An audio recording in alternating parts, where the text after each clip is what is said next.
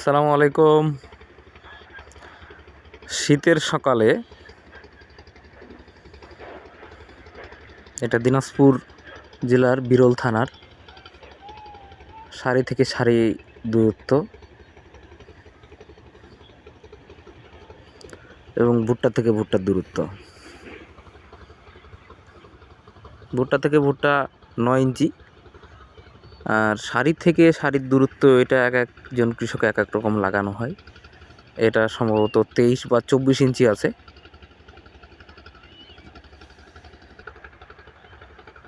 আবার এই জমিটাতে হয়তো 22 ইঞ্চি বর আছে। এটা একই সাথের ভুট্টা, কিন্তু জাত ভেদে এই ভুট্টা কিন্তু ভুট্টার গাছের গ্রোথ কিন্তু দুই রকম।